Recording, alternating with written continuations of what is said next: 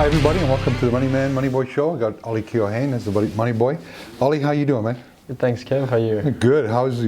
You had a successful weekend this weekend in sports. Yeah, maybe the first one this year. No, it's been a tough year with COVID and everything else. So obviously we've had to change our plans and betting patterns according to the amount of games that are there. And with rugby is certainly our specialty. With no rugby being played in South Africa, it's been a bit tough for rugby punters.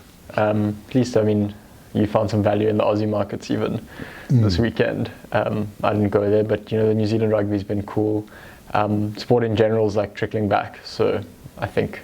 Well, we've got baseball started back up. We've got the NBA that starts in another couple of weeks. We've got the National Hockey League that starts up. We've got all your favorites. All my favorites. We got South African rugby that starts up in August. Yeah. The PSL is starting up in August. So there's a lot of sports that are trying to finish the season. So there's going to be a lot of sports coming at punters out there. So good time to be a punter if you can be selective and disciplined. If you can be disciplined, definitely the key. So where did you make? We both selected the Canes to not lose by 11.5, and then they go and win by 2. I mean, I thought that they always might actually sneak a win. So the conservative bet, you know, was a good call there. And then I made some points on an over/under with them. I took over 61.5 points, which was valued at like 3.5 to 1. Which I thought was quite good, considering it would be a kind of a big bash out. The conditions were decent, and it was, you know, I think it was about 66 combined points. So just over, so I made some cash there. And then finally on the Premier League, made some money on its last weekend. I've been losing for every weekend of the Premier League, so nice to finally win some back. And were you confident in the bets you made, or? Definitely confident. I was a bit bummed with Leicester because I only placed the bet after watching the first 10 minutes of the match, and I thought, they actually look, you know, the stronger side. Some guy said on the website, "Can't believe you back Leicester," underneath my little screenshot. But I mean, it was tight up until 45 minutes, and then Man U just sort of went from strength to strength second half. But I was happy with the other bets I made. It was a bit nail biting. I was waiting till the 96th minute just to see that Watford wouldn't equalise. And Arsenal threw a 3-0 lead. To 3-2. It was a good closing to the good end to the season. Definitely. With Norwich, Bournemouth, and Watford being relegated. And so what bets did you win this weekend? So I won a multi-bet on Watford and Liverpool. I mean, on Arsenal and Liverpool to both win. I'd actually wanted to do a builder bet. So a multi-bet is where you bet on one team and that money goes on to the next game, yeah? Yeah, so you can bet across, across games, across sports, across leagues. Doesn't really matter, obviously.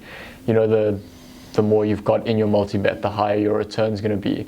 My one mate put down a multi-bet for £20 with odds of 25 to 1. Ended up winning back £480 on Sunday evening. So he responded to my screenshot saying, also had a great night. So I thought my 800 Rand was good, but he's walking away with the equivalent of 10 grand. So. No, it's that was a nice bet. Anytime you get 25 to 1 return, that's fantastic.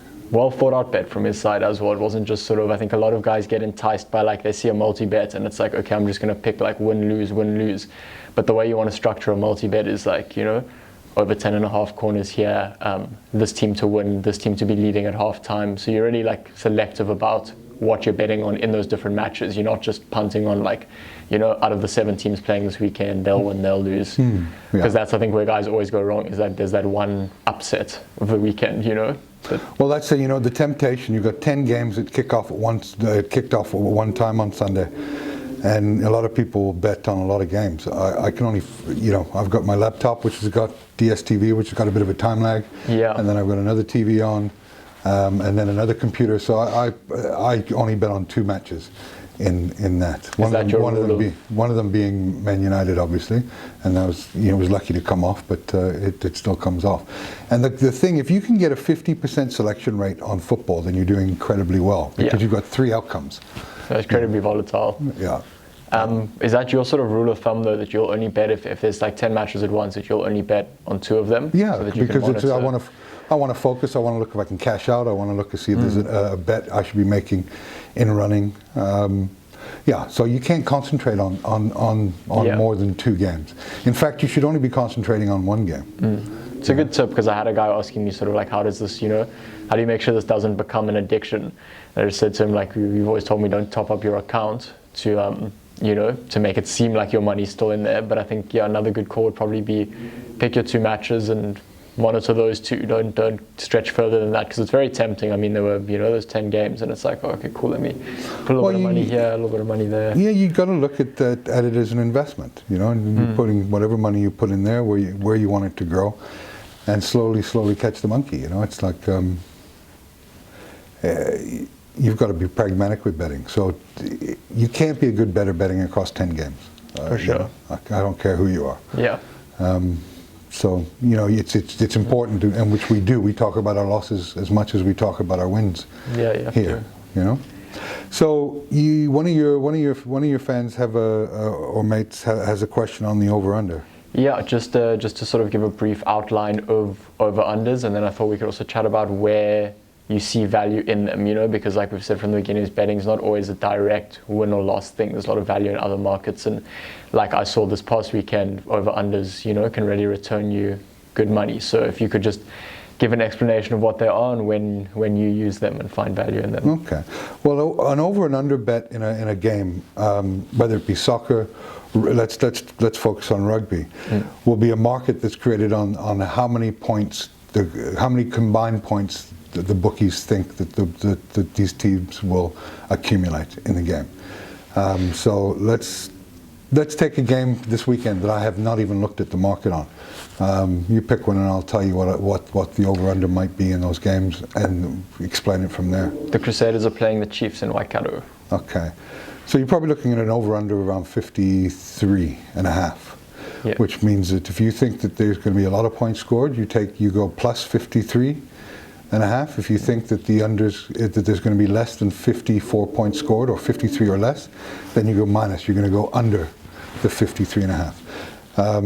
A lot of people get stuck not wanting to play the under because gambling is the nature where you want fast-flowing, high-scoring games, and you don't want to be cheering for defenses. Yeah.